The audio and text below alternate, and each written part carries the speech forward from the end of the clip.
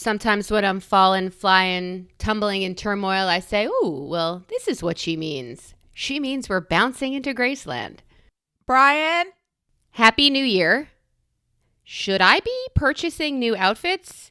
And Amy almost shits her pants. All this and more on today's Brilliant Observations. Do, do, do, do, do.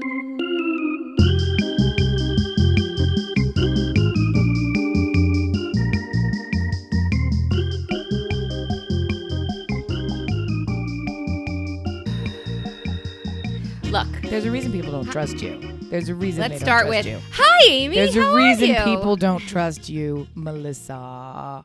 Who doesn't trust me? Anyone who knows you, I think. That's not true. It's super, Everybody super trusts true. me. No. No. I cannot trust you with the any information point- about my bowel. You are Amy, untrustworthy. Any point did you say, hey, this is just between us?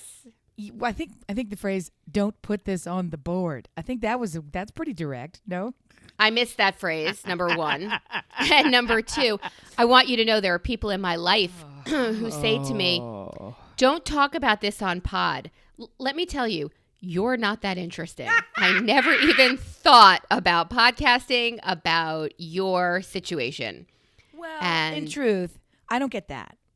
I get that from a select group. But the reality of this is when something really transformative happens in your life and you want to come on here and talk about it, but it's not entirely your story to tell, that's shitty. That's hard. Because I want to talk about it from my perspective, but it includes details from somebody else that it's like, I'm not going to fucking get clearance from you. And I'm also not going to be that person who's like, I had this, private, delightful conversation. So let me broadcast it to the 6 people who are listening so that they can then go take it and make posters and hang it in the street, whatever the thing. So, but I get that on some level. I do. But yeah, people don't say, don't put this on pod. Dear listener, you can confide in me. You absolutely can. And I do want to let you know the reason that I'm ratting Amy out or Yes, dropping a it's dime because the whole thing is ratty. on her is because when she started to tell me about this situation that she had on her way home from a road trip, she said, I finally understood how you feel. And honestly, that's why I'm okay letting this thing out, which I normally would be like, no, I'm not putting this out here. The truth is that is absolutely the truth. I had such a connected to you moment. It was, oh, now I understand more fully. Because up until this time, it was sort of like, maybe that's for effect, and I don't really think that's correct. And is this really, from a GI standpoint, healthy? Like all this stuff, I'm like, this can't Or possible. This can't, I feel like maybe, come on. And then, nope. My entire intestinal system revolted against me in a revolting way. So a little background. Dear listener, if you're new to the show, Buckle up. I have a Jewish bowel and it represents my heritage quite well. Amy will tell stories of how she, also, if you are new to the show, Amy is a lacrosse mom. I'm more like a and lab. I eat anything. Yeah. She will tell stories of how she goes to tournaments and she can sit for 15 hours from field to field and prep kids and move and carry and pack mule and water and feed kids, prepare things. And all I can think in my head is, wait, you stayed in a hotel last night? You ate road food on the way there? And you didn't die? How did you sit in the heat of summer? I don't go to the toilet because my options are walk into the tree line. No. Go into the portalette. No. I'd rather shit in my hand. Like I'm not doing any of these things. So I just don't have to go that bad. So I don't go. I'm a camel. I hold it for a long time. It's regular for me to wake up in the morning, go to the bathroom, and then I don't go to the bathroom until we return to the hotel at 9:00 that night. I just don't. Which to me was like you saying that in French or German or some Slavic language, which makes absolutely no sense to me. I didn't understand how you could sit for any amount of time without hearing. You didn't have the blandwich you normally eat at home. You had a road spice or something fun, because also adding to this formula of Amy's on the road is the fact that being an intelligent human being, she does research of the local flair. So if her team is playing in Nashville, they're not. If they were, she would want to find a barbecue, a rub versus the sauce. Like she wants let's authentic. Really investigate this hot chicken. Yes, let's get down to it. Yes, that's absolutely what she does. And she wants to make sure she tries the local delicacies. We're having crawfish tonight? Okay, I had a crawfish experience. There's tongue in this? Okay, I'm going to do it. I ate the tongue. By the way, tongue is what part of the body? Yes. It's I think they call it like Milan style, which is weird or something when you're in Latin stuff. Anyway, I'll eat it. Let's go. If somebody makes it, I'm going to eat it. Let's try it. Right. So adding those factors into the equation that is a bowel, not to mention a Jewish bowel, a Jewish aging bowel, sorry. And not to mention, road game where you haven't slept and you're in charge of the moods and the stuff of all of these children. The fact that she would tell me that she sat there, and then you have to hydrate because it's 104 degrees and the kids are hustling and So Amy took a much smaller road trip from North to South Carolina, and on her way home to not record with me as I was celebrating a holy day with my dogs and one child, she decided to treat herself with the local flair of the highway, also known as McDonald's. I don't know what possessed me. And then I do know what possessed me because it shot out of my backside. I'm just trying to tell you. I don't think I've had McDonald's. I can't tell you the last time I've had it. I could easily say I haven't had it this year, and we're in September. Like it's not a common thing anymore. Used to be a very common thing in my life. I no longer drink soda of any kind. I barely drink sparkling water. So now I'm affected when I have these things. I'm aware. It's like, ooh, I get a little bit of a tingle in the tum because I'm not used to having carbonated anything in there. I don't really drink beer. So didn't get a soda. I got a tea. I think this is what it was. I ordered, driving a long Sweet time. tea? I always order, they prefer you to say half cut. That's how they acknowledge it. So when you say I'd like half unsweetened tea, half sweet tea, right? Because I always say unsweetened and people look at me. It's like, you mean unsweet? I'm like, yeah, if I didn't speak English, that's what I would mean. So, okay, it's just easier to get to the beginning. Say half cut. And so when you say half cut, that they understand they're going to do half and half of both of these flavors. Even that is it's like a pound of sugar. But I thought, okay, I'll do it. So I ordered it that way. And I ordered a large size for my 3-hour journey. As you do. For my journey. And of course, they delivered me a large size, gigantic tea. It's straight up sweet tea. So it was basically a bag of liquefied sugar and 2 items of varying fat. One made of potatoes and one made of cow. Which is also a taste, flavor, consistency with which your body is no longer familiar because you don't eat or drink like that anymore. Well, I don't even finish the fries. Like, what kind of person is this? Like, I can't ever finish. I didn't get a large size everything. I just get a large drink. So it was the medium fries, a quarter pounder with cheese, and this thing. And I did eat the whole burger, but it was the kind of thing where I was like, there's just a couple more bites. You just throw it back in the bag. Anyway, I just finished the burger. I thought, whatever. Didn't finish the fries. I rarely do anymore. Driving along. Ba-boom, ba-boom, ba-boom, ba-boom. I'm not sure what that. Maybe it's bumps in there. Ba-boom, ba-boom. It's like, is that my transmission?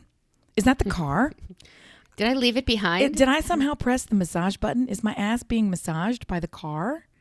Okay, so I looked down. I heard it. I heard it outside my body. My ears could perceive the sound emanating from my gurgling innards, right? So I'm like, that ain't good. So I looked down and my arms went, brrrt. Like when a great song comes on the radio and you totally get goosebumps all over your arms and they just stand right up.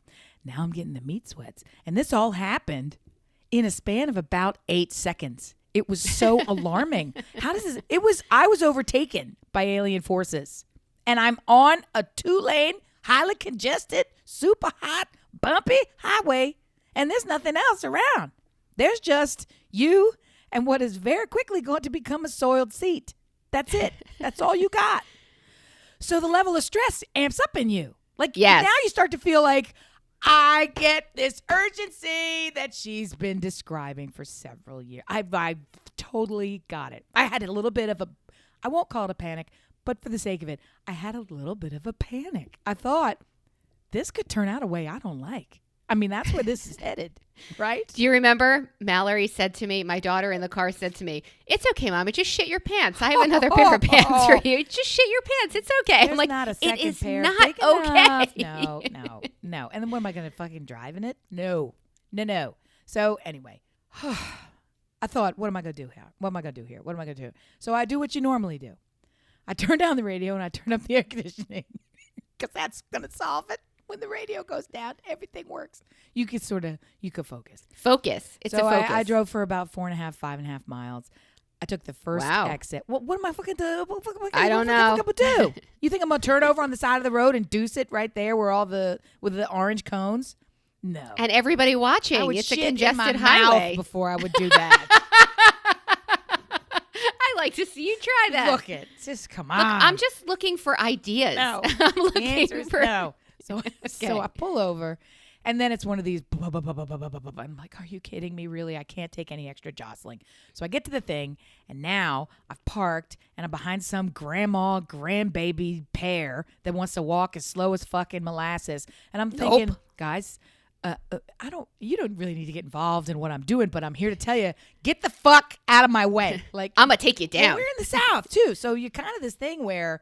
Polite. You can't go too far in slowing down the politeness, or else it's a full fucking stop. Like when you're in Philadelphia, I'm wearing a shirt that says Philly, so it's on my mind. When you're in Philadelphia, you sort of know how far you're kind of a dick, but you know how far you can push it. You push it too far, and now you're missing 2 teeth and you're incarcerated. Like, you understand what's next, right? There's a line you walk. You can't be nice, but at the same time, you don't want to be such a dick that you're punched in the face. And then that Granny pulls out her knife handgun that she has. Get you 3 times in the liver before you've had a chance to say, that's my parking space. Like, whatever. I had to shit.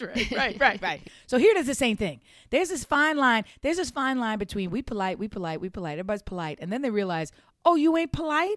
Now I'm going to cut you worse than if you up in Philly. Like, it goes. Then they have a shotgun in the handbag. Yes. So you sort of, there's all that fucking thing. Okay. So finally, and you're laying there on the ground. You've now shit your pants. Now I'm holding the door. And I'm doing the I'm like, yeah, come on, let's walk a little faster because I'm holding the fucking door for you because I have to. But I'm gonna hold the door. And we're all gonna be standing in a pile of my puddles if you don't get out of the way. Does this rest stop have pants? I'm just wondering. And they're heading for the toilet too. Wait, where is this? What sort of rest stop? Well, I went back to the scene of the crime. The first opportunity I had was a McDonald's. And I took it. I took it. I thought it's a sign from the universe, Start and finish. From dust I have made you, to dust you shall return. Dust to dust. I went in there. Thank God. It was one of those where you're in prison. The entire thing is enclosed. It's a long wooden door. Okay. And you're in like a cell block. It goes all the way up to the top and bottom. I don't know why the newer ones do this. I have a question. Yes, ma'am. And I have lots of questions, only because you're in my wheelhouse now. So it was all new to me. I was afraid. Yeah, go. Dear listener, it's another episode about shitting, and I'm so sorry. But is the bathroom a multi-stall or a single stall? Multi. Okay, good. So you don't have to worry. All right, there's a different embarrassment there, but you don't have to worry about keeping that little girl and her nana from using a bathroom and the embarrassment. Preferred keeping them from it. I don't want anybody in my area when this is happening. No, quick. It's quick. When the aliens want to get out, they don't waste any time. They cut a hole right through your belly. It's not like I'm in there wondering when will this torture end. It was immediate. Yeah, it was rapid exit. Okay, so everything happened very quickly. But then you got the whole dance of I don't want to touch anything in there. That's the other reason I don't go to the bathroom when all these places. I soiled it. So I'm like hovering and holding my pants. Because you don't want your pants on the floor. I got to tell you, be honest, you're the gross one in this situation. No, you're the reason this particular day, you're the reason nobody wants in that bathroom. Well, I mean, it's not like I didn't go in there and paint the walls. I don't know what you think happened, but I could I make things happen is what I'm trying to say. I can make it happen. I get that. It was a tightrope. I walked it. I made everything fantastic. It was not like being in Asia, squatting over a hole. I figured it out. I got it all done. I gave a triple flush just for courtesy's sake. I made sure everything was tip-top and cleaned up, right? All set. Then I come out and guess what they don't have? Fucking soap. They're out of the soap. They're out of the fucking soap. I just can't even.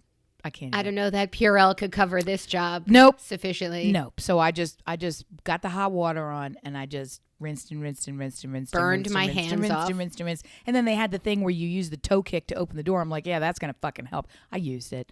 So, and then they did have like 18 Purell stations throughout the thing. So I doused myself twice and I had some in the car and I used that. But still, it's like just even. I need a shower. I need a Silkwood shower at this point. But anyway, yes. I got the whole. So it worked out in the end. In your end? But I'm here to tell you, it was an event. It changed the trajectory of my day. There was nothing. It was such a point of focus. You're not doing anything. You can't drive. You can't talk. You can't think. You can't have love in your heart. All you're thinking is toilet now, toilet now. That's it. Toilet now, toilet now, toilet now, toilet now. Hold the door, toilet now. That's it. It was amazing to me. And as I was sort of walking out there about 6 pounds lighter, I could feel the breeze on my skin, no longer clammy. I was like, okay, first of all, it's going to be okay. But number 2, it's going to be okay. I made it through the rain. You got this, girl. You got this. I still had like 2.5 hours to drive, but I just had such a profound appreciation for you. I got in the car that was not soiled. And I just thought, damn, if I had to do this shit like every time I ate a bean, I don't think I could do it. Or if I had to look at a plate of food and think, are you a trade-off for this emotion? Like I can't. It will be joy now, but I think I would say quarterly this happens. Quarterly. Okay. And you never know when it's going to happen. I'm like, wait a minute. That omelet did not upset me the last 10 times I had it.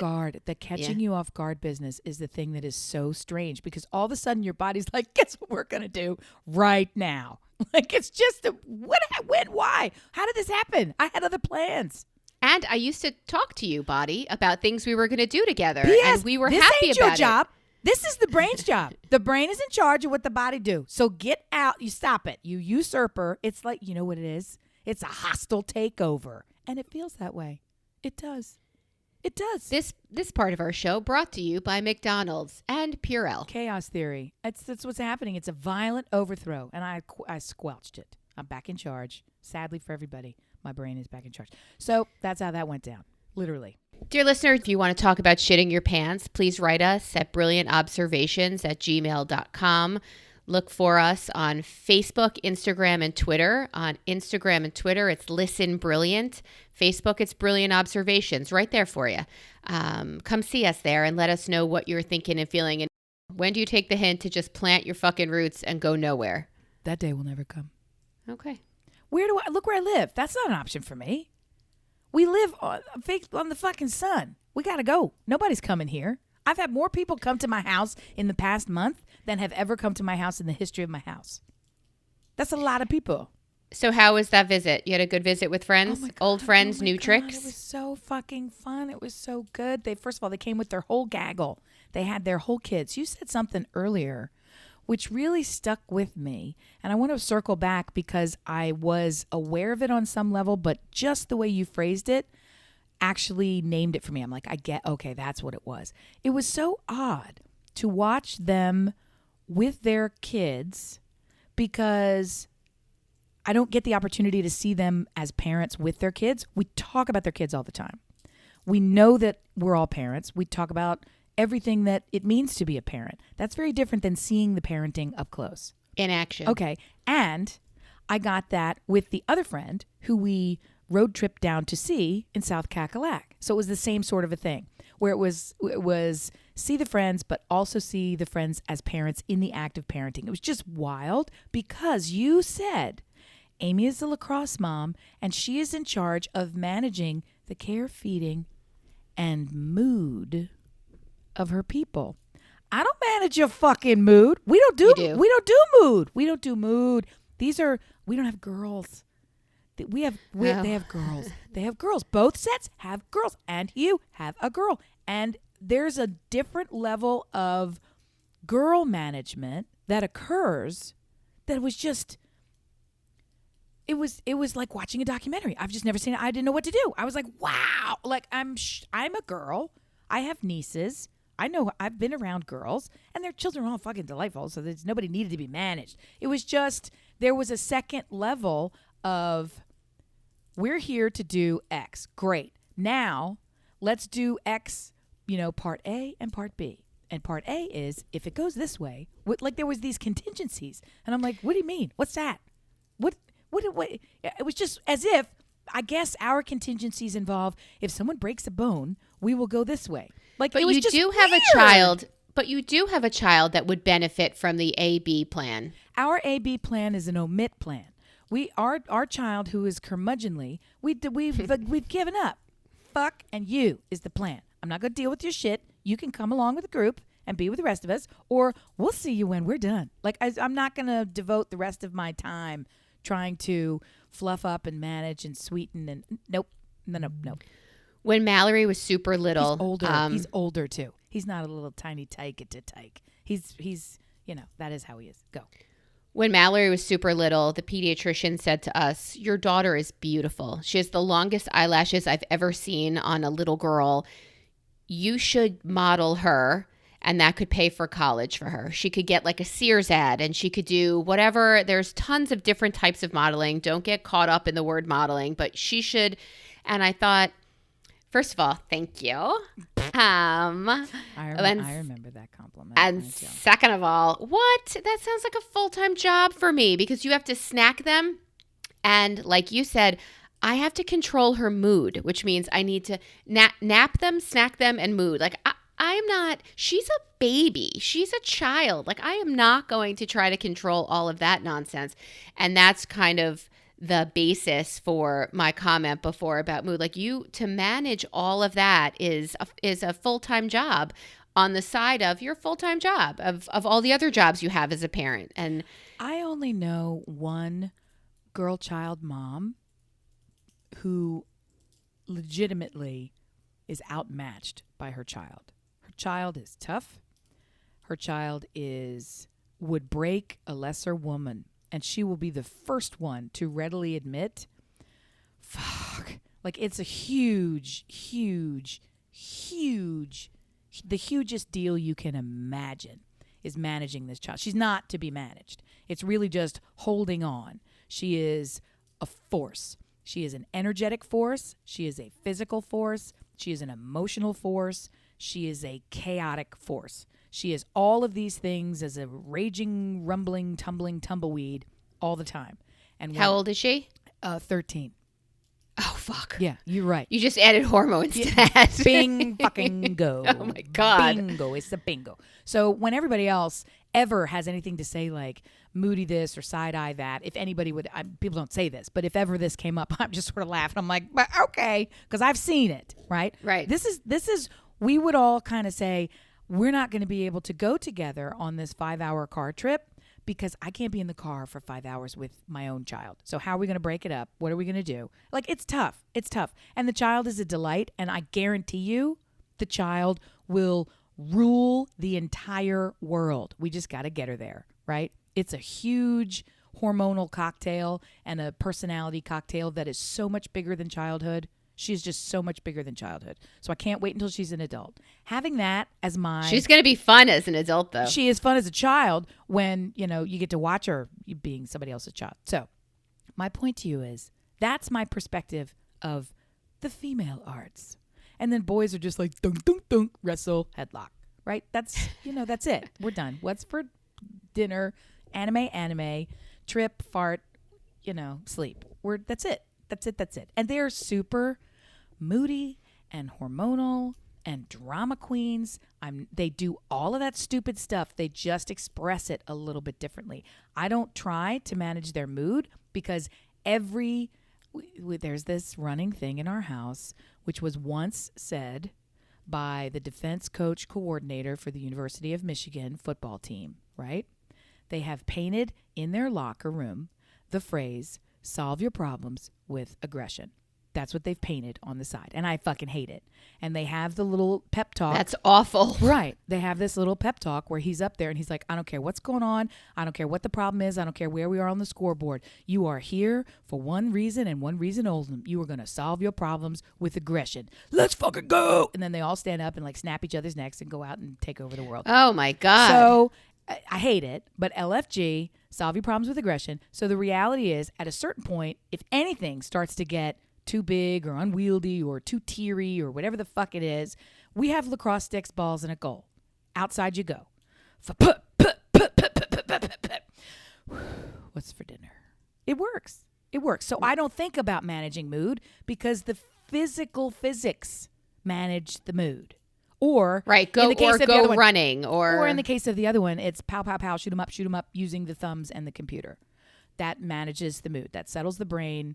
The chemical cocktail of getting hyper stimulated by watching that and also meditating, zoning out by doing it, that solves it. So I don't have this thing where menstruation is coming and chaos is coming. And so you watch these friends juggle. No, they didn't have any of that. None of that happened. There was not a single blip, but it was simmering in the background. It was as if they were weathermen. No. I don't even mean simmering. The children were such a delight.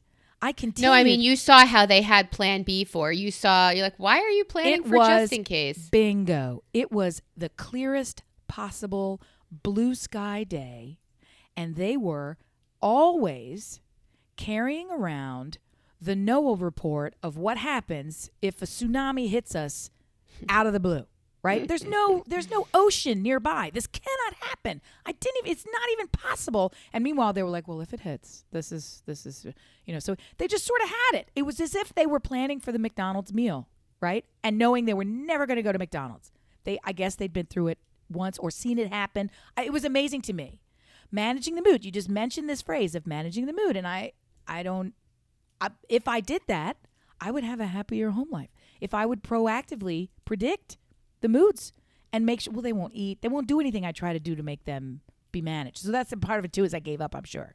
Because my kids won't be managed. They're going to do whatever the hell they're going to do. Or they're going to fight you to the death, to the pain over eating a granola bar, which is the thing they need to not be this horrible person. So, go out and shoot some things or run around the block or go away and leave me, and I'll see you when you're a regular person. That's it. I had that with my son when he needed like medication for a high fever and a headache. But my head hurts. I can't take your medicine. If you take the medicine, your head won't hurt. Like you just can't get past the eat the granola bar and you won't be a raging lunatic and hangry. And I really feel like that's what being a parent is. You're on the cusp of knowing better. Mallory's doing applications. I really don't want her to apply to these 3 universities, 2 of which we can't afford in any way, shape, or form. There's just not money for that and any future she wants. That's it. So I'm like, she's going to get in and fall in love and want to go, and you're going to pay for it. By the way, one of them's Michigan. So now that I know it's written on the... No, she'll definitely get in Michigan, yeah. That's all right. You just take one tour. She won't want to go. It's too fucking cold. There's nothing there. It's very bro culture, and it is too fucking cold. It is super bro culture, and it is like you drive, and it's a bit like some of these southern schools. You drive and drive and drive and drive and drive and drive and drive and drive and now they're on a campus. There's that city. Yeah. The city of Ann Arbor. Yeah, this maze on a hill. Yes, it's all ready to maze go. and blue on a hill. This past week or yesterday, day before, we celebrated a new year in our Happy New Year in our faith. But again, I mean, I made Mallory make challah with me, and she made a deal with me. I'll make it if instead of like the little the yellow dye to make it challah looking in a braided circle, which is a challenge. She said, "Can I make it pink?" Yeah, I don't give a fuck what the color is. Yeah, sure. I'll be in the toilet because you use food dye, but that's fine. That's fine with me. So we baked together, and that was delightful. that I got her to do that. And how was the bread? How was the bread? Did you eat it? Was okay. Hers was better than mine, but that's kind of what you want, though. We had sticky, and we had to use more flour to get it off our hands, and the more flour changed the consistency. It wasn't great. I'm not going to lie. This time, I've made it great before. I don't know how. I don't know what I did differently, but it wasn't great this time. But we sat there this year, a lot like last year, with 3 dogs on the couches, throwing up the Zoom onto the big TV in the family room and sitting through services that way. And it occurred to me, okay. All right, yeah, so for this holiday, we blow a shofar. It's a ram's horn that used to be the communication device back in the day, before the rotary phone was the shofar. And it brought people together, and the way you blew it told people like danger or happiness or there's a birth or it's time to eat. Exactly. So they blow in the shofar service. They blow the shofar, and my youngest canine was all fucking in.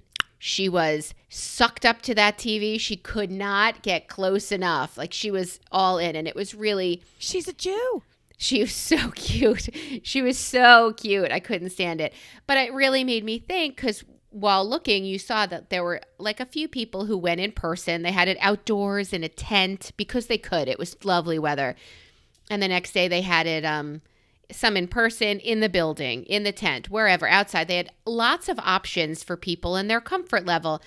And there are times now where I think, what things are back to normal and what things are still blowing the shofar in a tent, sitting on your couch with your dog? Like, there are so many things that are back to complete normal that you can almost forget while you're eating in a very unpopulated restaurant or doing something, that this is really still full force going on, because numbers are climbing of cases of COVID.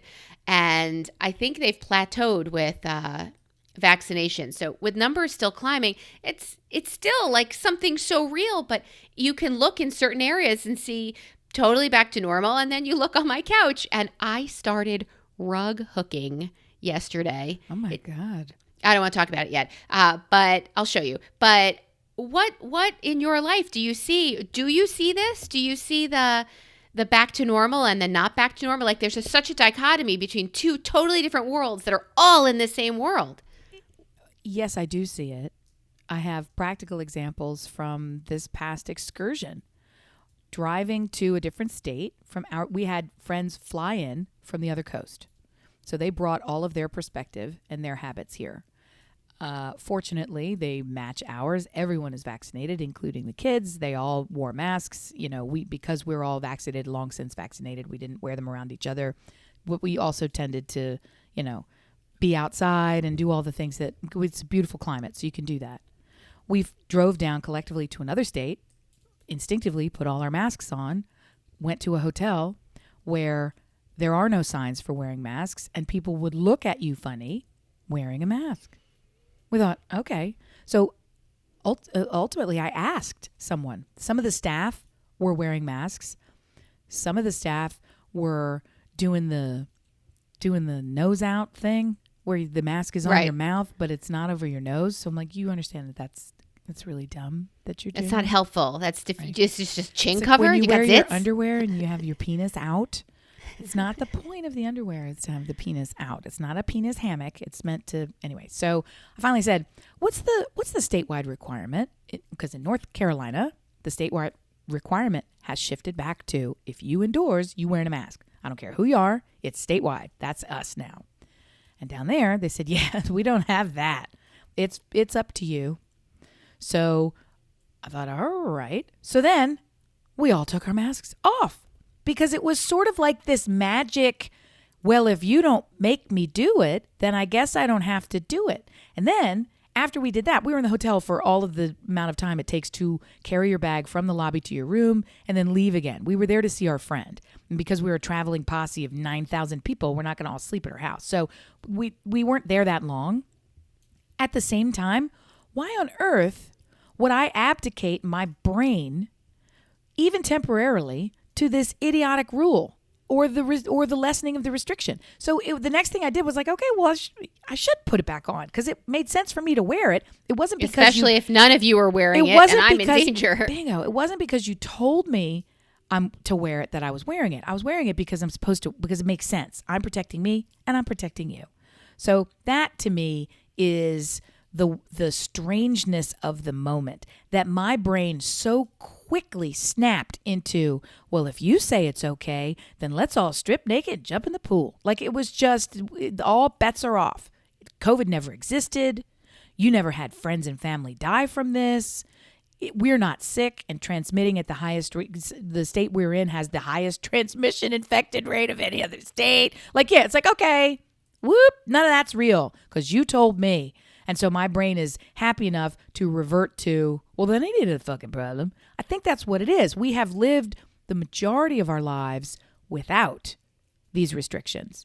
So they are very easy to shed because you just snap back into your routine that doesn't include it, right? So in that way, my head has pretended that COVID is gone, even though it is very real and very much still here and transforming lives in the worst way. Still sickeningly. Yeah. And we are traveling by plane in a few weeks to go to Arizona. We will fly into Phoenix, which is the only name you remember in Arizona. I told you we're going to Phoenix. I don't understand why the problem is. The only name you remember in Arizona. We will then get a ride to the resort in Scottsdale for the Sheep Podcast Conference. Ooh, their numbers are awful. Flying, I mean, how many more TikToks or videos do you need to see of people losing their fucking minds in airports? Both of our airports, by the way, losing their minds. Some people being duct taped to chairs by flight attendants. As luck would have it, my origination date, because I was in the early group as an essential worker, for the opportunity to have a third vaccination will occur before we travel. So I will have the souped it up levelist of protectiveness. Oh, that's great. I won't have my grammar intact, but evidently that I think you will too if you look at the numbers. They're not giving in Pennsylvania. They're not giving the third one yet. They're not giving the third one yet? Okay. They're not giving the third shot yet. I haven't looked into it. It may be the same in my state. What I sort of did the mental math just now. 8 months. Yeah, right. yeah. Oh, yeah. So that's perfect. It's actually the exact timing. I presume they want people vaccinated, so I don't know why they wouldn't just let you, I guess. I don't know why either. Because it is a third of the same. It's not really a booster of a Delta variant, whatever. But yeah. So I've seen a couple of posts about this trip. And in my head, part of me is like, I'm 85% sure I'm going. Oh, come on. I'm 85% sure that my crazy isn't going to keep me. I mean, I will have my N95 and my other one over it. I will be wearing sunglasses the whole time because goggles, really. I will probably in the heat of the summer, fall, have a hoodie on that covers every extremity of mine. And I will be the Unabomber. I will let you see my eyeballs only when necessary for the retinal scan to get on the plane. I will follow all of the rules. I will eat nothing on a 5.5 hour flight. I will be the best passenger ever. Wow. I'll have a panic attack in the air as somebody says, I'm not wearing my mask. I will throw up in my masks. It'll be great. Wow. But I did see someone post, I can't help myself. I keep shopping for outfits for this conference. Yeah. Yeah. What? Yeah, I've already started and I couldn't continue. I attempted to do it and then she's making the weirdest face, you guys. You have the weirdest face. So what do you mean shopping for outfits? Go in your closet, pull out a fucking pair of pants and a shirt. What is happening? Have you not gone to a conference before? I've been to conferences before. Are you a human person in the world? There's going to be all kinds of, first of all, it's fun. I hate shopping. I hate clothing. I have a lot of hate in my life. I take no pleasure. Is full of hate. I take no pleasure in either of these tasks. But I am also here to tell you, I don't want to be there and be reminded of how much inappropriateness I have packed in my own fucking suitcase. I don't. So I used to be on the conference circuit, and I would have a wide range of conferencey things. It's not that kind of conference. This is, to me, from an outfit perspective, it's like Mardi Gras. This is the worst possible conference combination because it is just serious enough that your roll out of bed on Sunday morning doesn't really cut it. So it's not a sweatsuit. It's Thursday night cocktail with the girls every fucking day for a week. That's what this conference is. You're dressing up where you want to feel cute and you want to be around other people who also feel cute and you want to have some fun and you want to connect with people. And it's a little bit talking about profession. It's a little bit talking about we're in this industry and all that. I'm one of the fucking speakers. So at some point I'm going to have to be up in front of other people and doing the whole fucking jazz. So it's all this stupid shit. Then you have the fucking Jessica overlay, which I don't think that you have been. I listened to her show. It talks about the industry. It's a lot of news about the industry. I don't know that that's your interest or your bag. No, I definitely listened to the show, but there are parts of it that are you kind of skip challenging over. You skip over. Right. So like this most recent one, Jesus God. Did you listen to the most recent one? Not yet.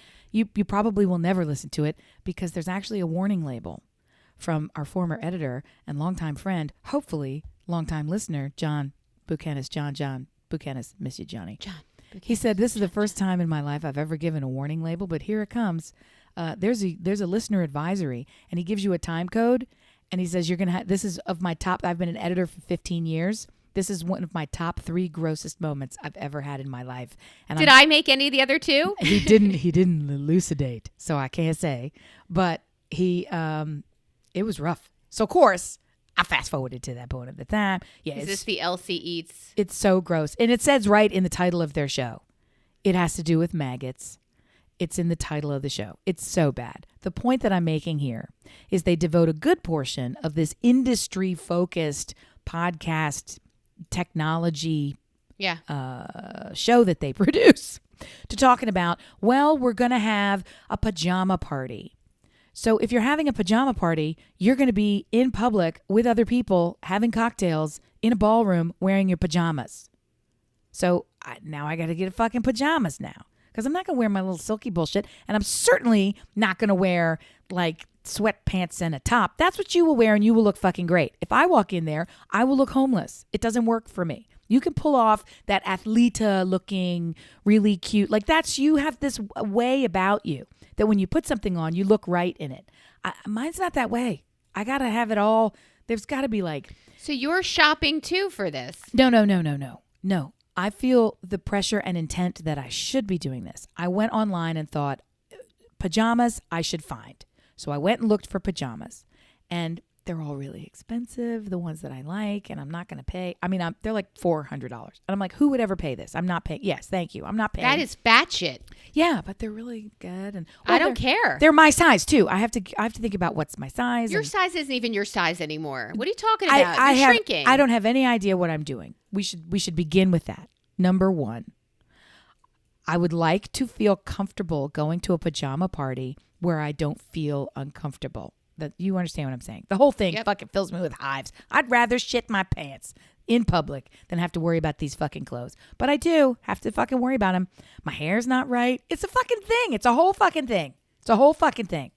If you don't feel it, then you have crazy confidence levels or you're not in tune with what's going on at this conference. I thought we were sitting down and writing, which is why I wasn't worried. We are, but there's going to be mealtime.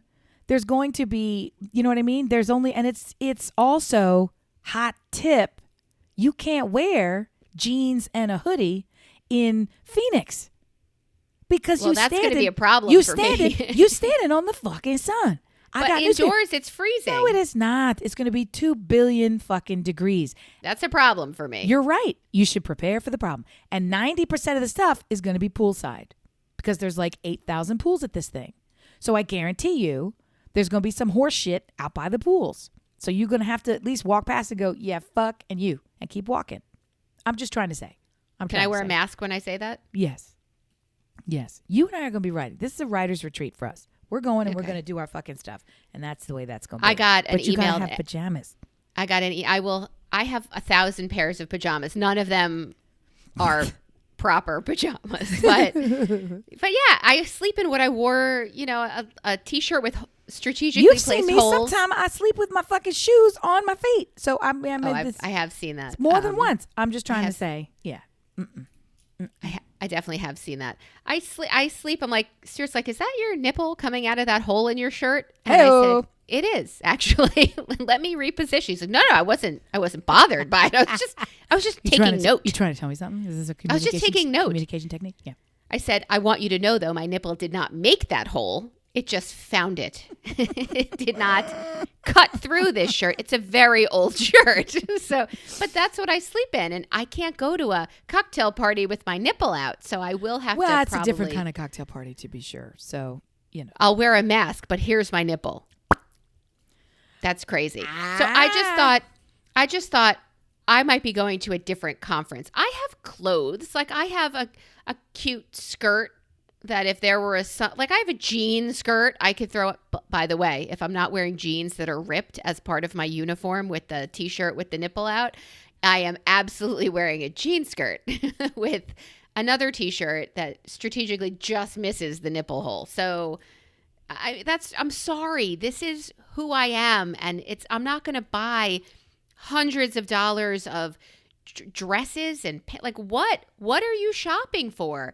Business Fabulous, I'm talking to you. I would like to know for what you're shopping. Well, she's a little. Every opportunity for an outfit, I think, is maybe where that's coming from. But I mean, why? Because she's always wearing a tiara and a boa and sparkles fabulous. Of some sort. Because she is fabulous. She's fabulous, and part of her MO, in addition to it's fun and who cares, part of her MO is teaching women how to become visible in social media spaces. So when part of your professional ethic is show up with a wider audience, with greater connection to other people, you kind of want to make sure that your nipple's covered, unless that's the kind of connection you're looking for. So yeah, I could get that. Will you, since we are sharing a room, will you be in charge of making sure my nipple's not out on the reg? Yes, I will nip check you every day. Okay. Every hour of every day, I will do a nip check. I'm going to ask you to also bring your own Dyson hairdryer because you almost broke mine I last didn't time. break your fucking hair. Oh, my God. She's so Just crazy. saying. Look, if I even dry my hair, the whole world will be thanking me for it. So that's the thing. I've long since stopped carrying the hairdryer. I didn't even bring it on that conference. I just used the hotel hairdryer, and the little mouse wheel goes until it dies. I got a lot of fucking hair. It takes a long time. Here on the home front, dear listener, if you have thoughts on what I should be wearing at this conference, nipple or not, I'm very curious. Please write me and let me know. brilliantobservations@gmail.com.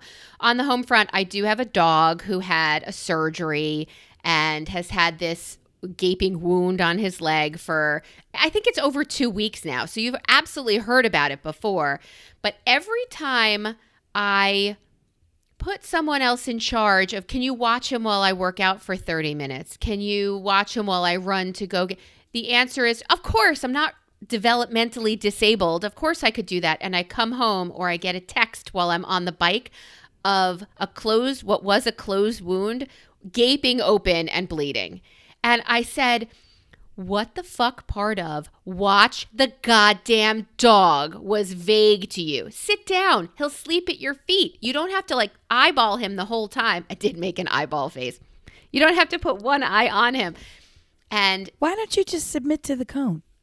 We have the cone, but it's a very unique spatial relations. Can he defeat the cone? So the cone, if he turns his head, the cone pushes the scab off. The end of the cone is exactly at the point that pushes the scab off, number one. Number two, he has on Stuart's boxers backwards, so his tail comes out the pee-pee hole and his legs go in, and we tie it together. And I mean, we call him Pants, because he wears pants. And so Pants has this hole in his side, and we have this aluminum spray, or I want to be cultured, aluminium spray that which is like a Band-Aid and healing and whatever.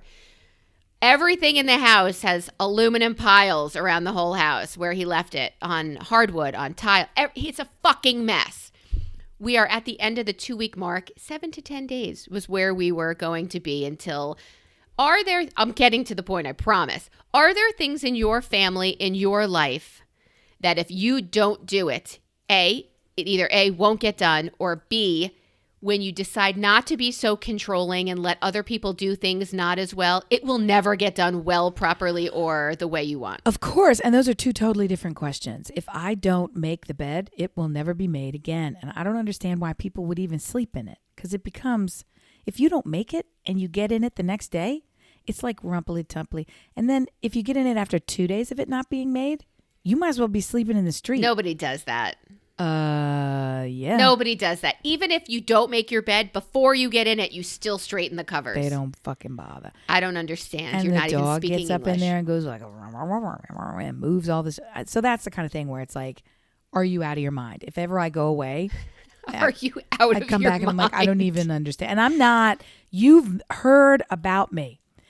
You know, health standards, sanitation, all these things are kind of elusive to me. So the idea that I would really be a stickler for a pristinely clean bed that's been pulled tight and, the other part is they adore when I make it because they love the thing about the bed that I hate. They love the cold bed. I hate that. You open up the bed and the pillow's ice cold and the sheets are ice cold. That's the best. That's the worst part. That's the worst fucking part. I get in there and I'm like, move all my business around trying to heat that shit up. I hate it. Anyway, so the bed is the one that gets completely, it just won't happen, right? In terms of doing it right, I'm sure there's a very long list, but all I can picture right now is my husband's anger. I can't believe you don't watch Ted Lasso. It's a real failing on your part. No, I've started. Okay. Well, my husband loves Roy Kent. And my husband actually is Roy Kent. He tamps it down. He's just quiet most of the time. But when he actually does speak, he's Roy fucking Kent. So when he's doing the dishwasher, doesn't matter. Oh my God. I'm surprised I haven't been hit with a flying object from the dishwasher. It doesn't matter who loaded it, even if it was him. Whoever loaded it before did it fucking wrong, and he has to take everything out and put it back in again. Every fucking time. And he has to Roy Kent growl and grumble while he's doing this. And I'm like, so now it's at the point where I'm like, why do you even fucking care? So I'll come along. I don't do it in advance. I don't go and load it wrong and then laugh. Like, I'm not one of these people that would steal a chair from my child so they don't have a place to sit down. I don't do that, right? So I'm just trying to say, it's like I'm not going to go out of my way to fuck you.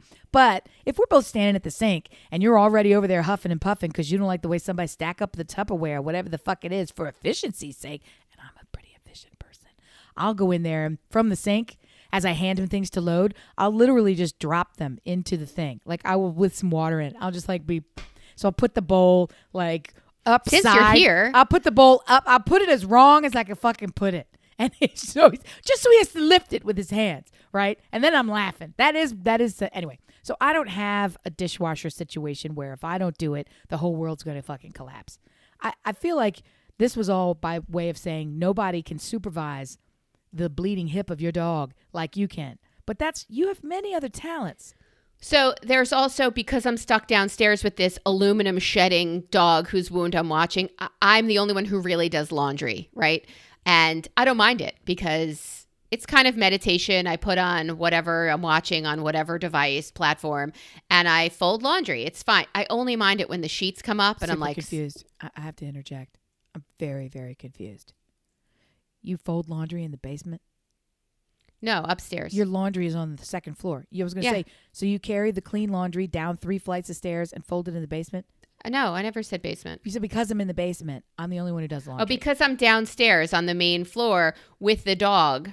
Yeah. The laundry's upstairs, so I don't go upstairs and do laundry. So other people, Stuart, have been doing laundry. Stuart. Oh, God, no. And I get like wrinkles are pressed into I'd rather... How hard is it to fold a fucking shirt? Can we start there? I don't understand why this is so difficult. Emptying the dishwasher, it's like chaos in the silverware drawer. Like I separate the big forks from the little forks and everybody's happy. And when I open it and all of the spoons are like facing different directions and in different piles and it's just like a hot mess. I long ago decided so I don't get frustrated and angry, I have to let some things go. Like I have to not care about the silverware. If it really bothers me after it's done, fix it. Or whatever it is. The laundry, I have to wash these shirts again, or I have to iron. Like I just can't. I know your intention was good, and I am grateful that you're trying to help. Was it but though? Were they? Your intention though? wasn't to piss me off. I'll tell you that. These are capable, qualified people with, academic credentials. They're able to learn. They're invested in having a future in their life, one that is not terminated abruptly by you choking them to fucking death. Right? How hard is this when I show you how to fucking do it for you to do it the next time? How hard is this? How hard is this? It's not that fucking hard. And if it's hard, get ready. You're going to do something that's hard. That's what I used to say to my kids. I don't want. I'm like, well, you're getting ready to do something you don't want to do. Sorry. You're going to get ready to eat something. Prep yourself. Getting ready to eat something you don't like. What do you want me to say to you? This is the way it's happening, right? Fold the fucking shirt. Put the forks away the right way. There's one way to do this. And every other way is called the wrong way. We don't do things the wrong way. Can you do it the right way? I'm super looking forward to not supervising this fucking wound anymore. And that way I could get right back to, okay, kids, dogs, wait downstairs while I go do a load of laundry and watch the 100th time first season of West Wing because it brings me joy. Like, okay, and Ted Lasso. Yeah, he's in rotation. But there are things that I know I don't have enough of them. And I know if my husband hears this, he's going to say, fine, then you can do the laundry and the dishwasher from now on. I won't have anything to do with it. And that is not the answer. No, that's a little pissant answer.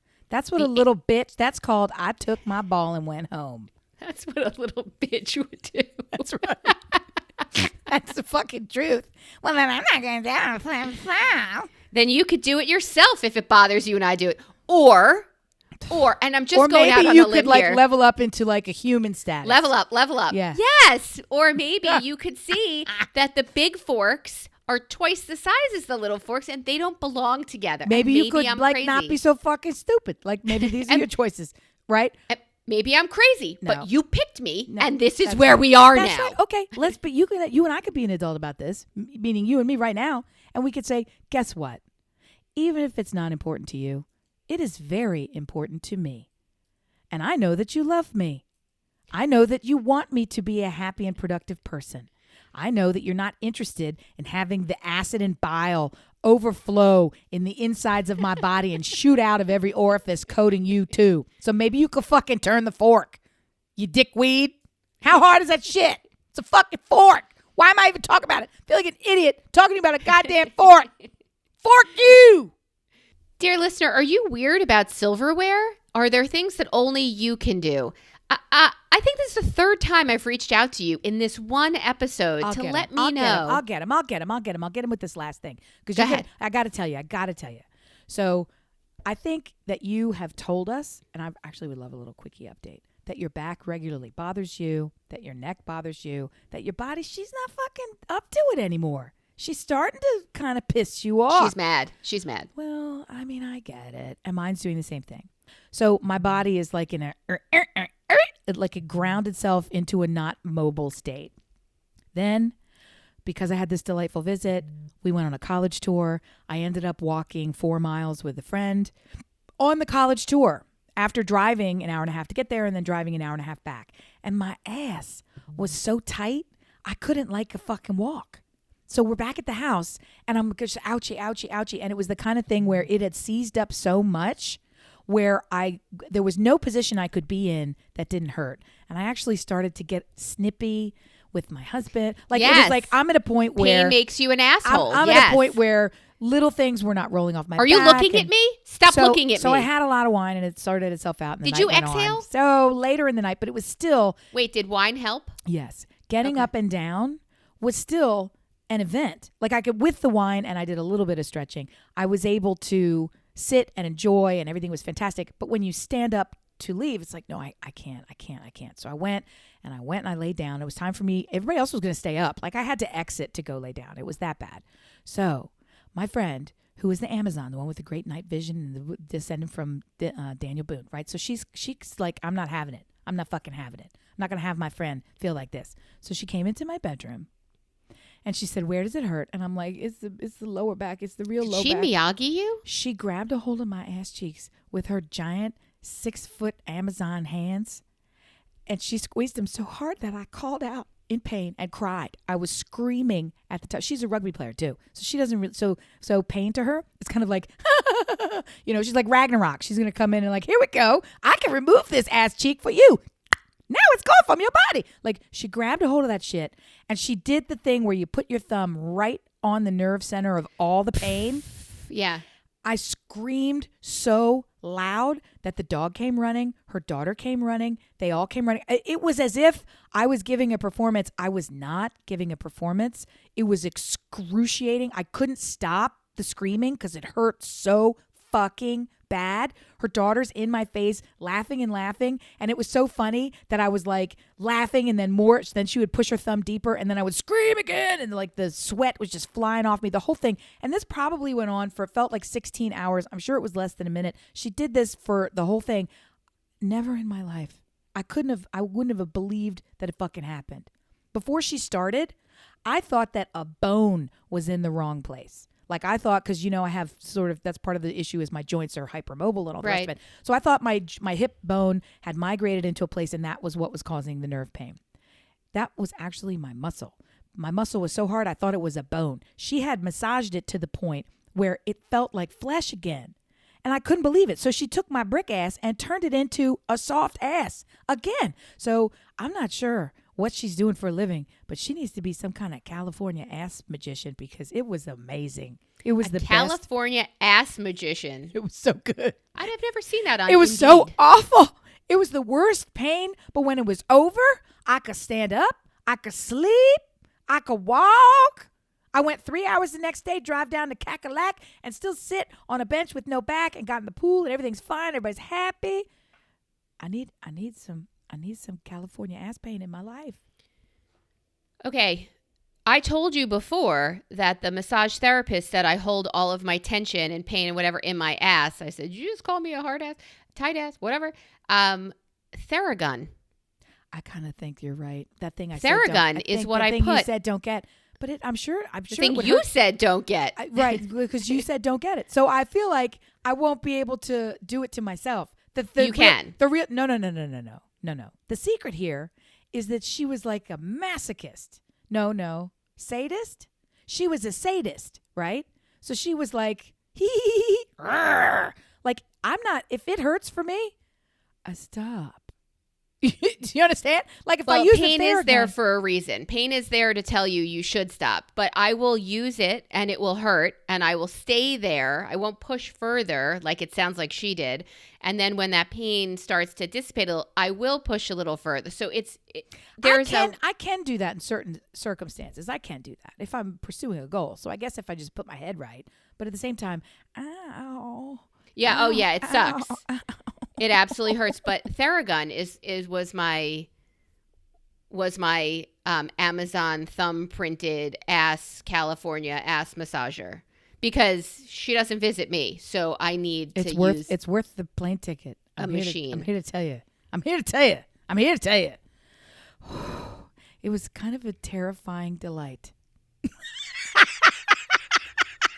It really was that painful and scary, but I was like, I know it's the right thing for me and I don't like it. Yeah. I mean, is that where the song Hurts So Good came from? I don't think so. No. It weren't it talking was about mostly hurts. Yeah, it was turning 50 and having everything just fucking fail you and needing God. And she's fucking younger than me, like the whole thing. But it's all right. Keep in mind, she has several vertebrae fused together because she's a badass. Somebody tried to snap her neck off and she was like, fuck you, I'm keeping it. Yeah. So the whole thing. Yeah. Catastrophic rugby injury. Only 10% of the people ever walk again. And she's over here, taking my ass like it's a cupcake. Yeah. So it's the whole thing. Yeah, Theragun. I'm gonna tell you that's probably a decent choice for you. Pilates is also, I would stick with that, although I refuse to do it. Yeah, go ahead.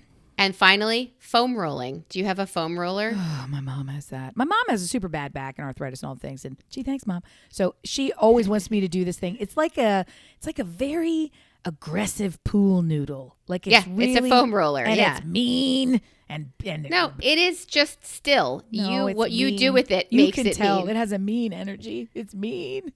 Dear listener, are you aging like we are? Are you falling apart?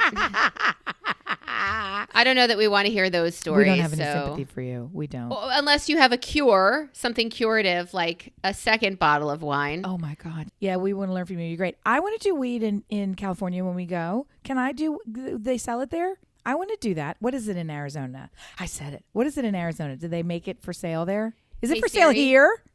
Is marijuana legal in Arizona? Legal schmeagles. Surely somebody's got a gummy. I found this on the web. Is marijuana legal in Arizona? Recreational marijuana now legal in Arizona. Bingo. So now we can get something like a little gummy something, like a cookie or a gummy. I like the gummy. I like gummy vitamins.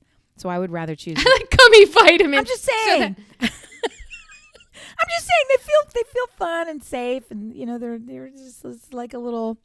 It's become like a nice little ritual. You just sort of chew it, and I'm like, I'm getting healthy. It's better because the other one, you're like, I'm gonna choke to death on this mule pill. Like, I don't like that. I feel it melting in the back of my throat. Now all day, I'm gonna have this weird thing in my neck. No, I like to chew. Yeah. Nature Made's my favorite. All right, so maybe Nature Made does weed.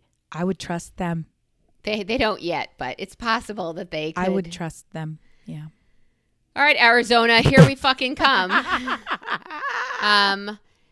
So I have one final, because I have a lot to edit out of this podcast, and I have to do it by tonight. So sorry, you have to edit. Here's my final thing. I'm back to the Jewish New Year. I'm in the days of awe, where I spend my time apologizing for those I have wronged. Dear listener, if you feel that I have grossed you out by eye booger conversations, if you feel that I have misled you or harmed you in any way, I want you to know sincerely that was not my intention, and I am sorry. And for all of the things that you have done, you know who you are, by not writing, not communicating, not going on our social media. Is that how the High Holy Days work for Jews, where it starts out and you get to say, it's the litany of grievances, where you get to tell everybody all the shit they've done so they can come and apologize to you. I don't That's think every other holiday, actually. I don't realize how I got dinged in this shit. Okay. That's Festivus. So for all the ways that you have disappointed me by not sharing with your friends and not spreading the word of how great we are and what a resource we are for all things funny, I forgive you as you have forgiven me. And that's my plug. That's Still my feels New like Year. a threat. Well, here's the other thing. I just want to say, as you forgive me, dick, that's the level of forgiveness I'm going to send you away. That's so an sit and undertone. spin, twat head. No, listen, it's not my holiday. I think everything about it feels terrifying. exciting. Terrifying. On this day, it is written, who shall live and who shall die, who by fire, who by water. I mean this as a high compliment and a mark of reverence. It won't sound that way. Let's give it a shot. It feels like a great fucking Marvel script. Like it's a wonderful, it's just like a wonderful construct. It's great. Having said all that, I am inspired by my behavior this week to apologize to you. I'm not seeking your forgiveness. I want to apologize to you so you know that the apology is sincere, right? So it's really about me wanting you to know that I'm so sorry. I had no idea what this week was. I knew that there was a holiday, and I had the wrong holiday first, and I don't know enough about Judaism to even know what the holiday was. So I didn't realize it was like the bank of 10 or 7 or however many you have, like your week of big high holy days. I don't even think you call it that. I think that's what Catholics call it. They're the days of awe. Okay, so I would have not known that. That's just to fit perfectly into the Marvel script. They are the days of awe. I'm telling you, it's super good. So I was like, isn't this her thing? I thought it was like, is this a real one, or is this one of the ones where, because half the time, holidays on the Jewish calendar, I will say to you, oh, because I've seen it coming, and on my calendar it's marked, and I think, oh, and you're like, yeah, that's not really one. That's just one that people know about. That's not like a big one. So I sort of had it all wrong. So I did a little quick research, but it was too late because I was thinking, what's going on? Why is she not? Isn't this over? I looked it up, and then I was like, fuck, this is the biggest one. And I've been like sending you texts and hit the picture of my ass and blah, blah, blah, blah. Like all this stupid stuff that, you know, sending you FaceTimes when I'm sure you were on the Zoom with, you know, Jewish God. Like doing the whole fucking thing. So I'm like, oh, Jesus. So, or I guess Jewish. Oh, Jewish. So the whole thing, right? I just wanted to say, I'm sorry for being really a dick about that, because I should have proactively known and been prepared and made life easy for you. And I've in fact made it harder for you and kind of dissed your whole thing just through omission for not even fucking knowing what's important and a very big deal and a legacy and traditions that you're passing down to your kids and you're fucking good at it. All these fucking things. So I'm sorry. I felt like a real shitball. You know, it passed, but I did feel that way and I still do. And it has nothing to do with McDonald's, because that makes me feel like a shitball. No, I apologize all for that. good. Everything's... I know it, and I should have done better. So I do apologize for that. That was not cool to do that. So we are all good. Aw. See, it is the days of awe. Days of awe. I always make the joke whenever this stuff comes up, because I saw it once on Jon Stewart. I always make the joke. Yeah, I love him. During this time period, Stephen Colbert, it was the big holiday, and Colbert's a Catholic, right? Big deal Catholic. Yep. And Stewart's a Jew, right? The whole deal. So it got to be the one I thought it was, Yom Kippur. Am I saying it right? Yep. Okay. That's this next week. Right. So Colbert picks up a telephone and plops it down. He goes, Yom Kippur, and he plops the phone in front of him and he looks at it because he's waiting for Steve. He's waiting for the guy. For the apologies? To call him and start telling him all the shit he's sorry for. Because that's the day where you do a day of atonement. I told you it's Marvel. This day of atonement. I'm sorry for all my stuffers, and I'm now going to have a great year, and I'm inscribed in the book of life, and Fingers I'm setting crossed, myself, man. I'm casting off all my crap, and I'm heading into it clean and new and fresh. It's a good holiday. People do good holidays, man. You get bread. I got to tell you, Amy, you did do research, because you definitely called and said, I know this is where you do tashlik. I'm not sure what you called it, but you said tashlik, where you cast away your sins. I thought it was taklit, but yeah, you throw bread in the lake. Right. You go to any body of water and you toss bread in there as your sins, and you cast them away. The easy part is this week, right? Where you talk to your friends and family and those who you have wronged, your listeners, you know, and wait for them to talk to fucking you. Yeah. And then comes, you know, Yom Kippur, where you're supposed to make your deal with God and say, I apologize for all the ways that I've missed the mark this year. I don't have that kind of time. Like, I don't have 10 days is not enough for me. But this year, I mean, I've kind of been in my house. Like, have I wronged you by not calling you back, texting you back? Yeah, that's pretty much for what I'm most regretful. I find it so interesting. I don't want to get heavy about this, but too bad. It's you feel more weight and trepidation having that kind of intimacy and acknowledgement with God as opposed to with a human. For me, it would be reversed. It's in our the Catholic faith, in which I have been indoctrinated my entire life, has trained me that our deal is, I already know everything all about you, and I already forgive it even before you fucking did it. So voicing it is like the smallest possible thing you could ever do, right? People are not that way. So for me, just hearing you say it is the first time I've ever thought about it in these terms, but it's very, very easy to come to a reconnection and recommitment to my idea of God, the God of my faith. Is any of that a factor, or is it just like, oh shit, this is the authority and I really don't want to fuck up in front of the authority? Amy, I have a secret for you. And since nobody listens to this anyway, we're going to keep it nobody nice. Communicates, it's going to be kept nice and tight. Nice and tight. I don't really believe in God. Yeah, I know, but you still said I got to come clean with you. So I feel like it's a hedging my bets kind of thing. Then you believe, dope. I don't. If you can't make it as an atheist, you ain't an atheist. It's like being pregnant. You either is or you ain't.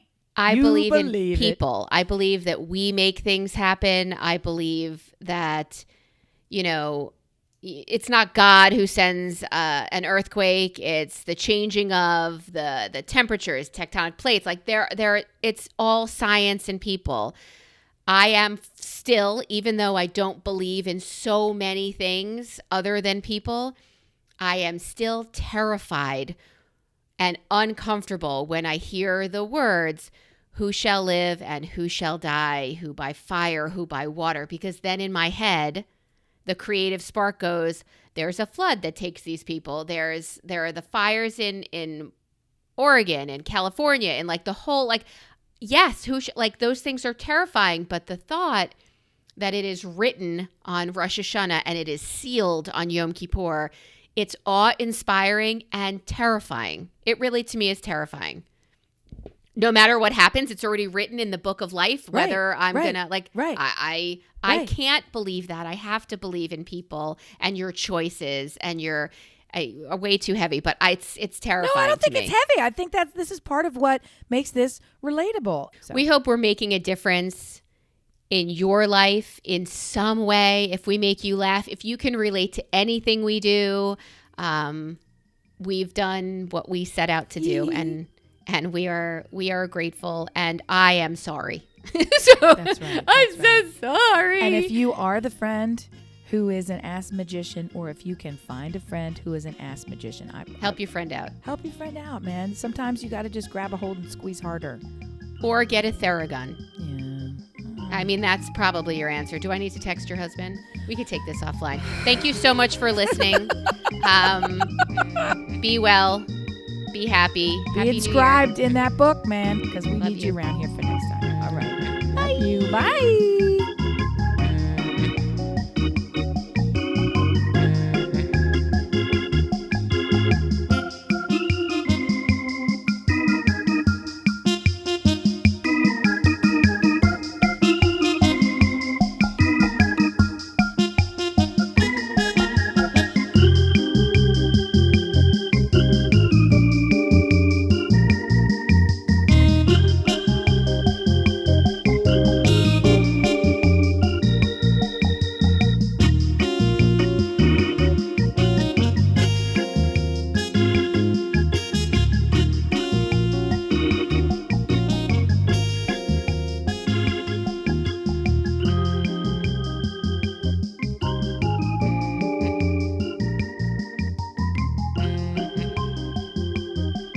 Sometimes when I'm falling, flying, tumbling in turmoil, I say, ooh, well, this is what she means. She means we're bouncing into Graceland.